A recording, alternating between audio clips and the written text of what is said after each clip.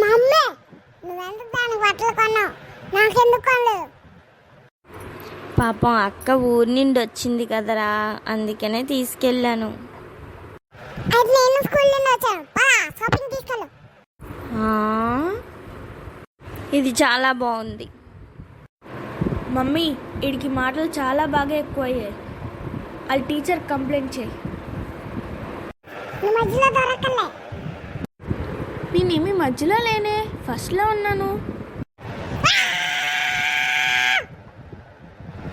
బా ఆపండి మీ గోల.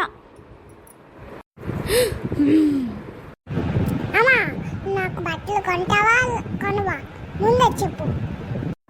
నీ డిబ్బి తీసుకురారా, కొంటాను.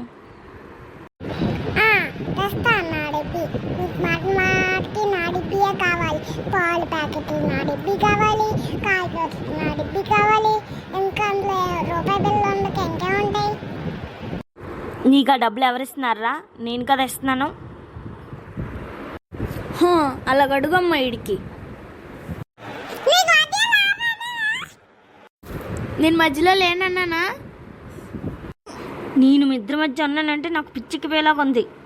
మీ చావండి, నేను వెళ్తున్నా. నాకు వంటగదిలో చాలా పని ఉంది. మమ్మీ మరి నా షాపింగ్? కబోర్డ్ నిండా బట్టలు ఉన్నాయి, తీసుకొని వెళ్ళి నీకు నచ్చింది వేసుకెళ్ళు పో.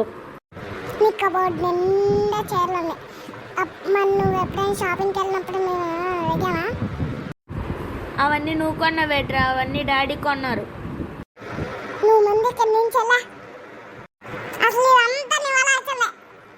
నేను రేపటి నుండి స్కూల్కి వెళ్ళను, అన్నం కూడా తిన్ను. మాట్లాడితే స్కూల్కి వెళ్ళు, అన్నం తిన్నా అంటావేటి? ఏం ఎవరిని బెదిరిస్తున్నావు? ఇలా చేస్తే హాస్టల్లో పడేస్తాను, జాగ్రత్త. మరి మీరు హాస్టల్లో అని బెదిరించట్లేదు. హాస్టల్కి వెళ్తే తెలుస్తాయి, మీ పనులు మీరే చేసుకోవాలి, మీ కింద ఎవరు చెయ్యరు. మనకెంత అక్కమ్మ కదా మమ్మీ, అన్ని పనులు దానికే చెప్పు, చెప్తుంది. నువ్వెందుకురా నా జోలికి వస్తున్నావు? నీ జోలా? నువ్వు వేసుకునేవి షూ కదక్క. ఇంకిద్దరు ఈ గొడవ ఇక్కడితో ఆపి ఇద్దరు ఎవరు వెళ్ళండి ఎక్కడ వాళ్ళు అక్కడికి. నా బుర్ర తినకండి ఇంకా.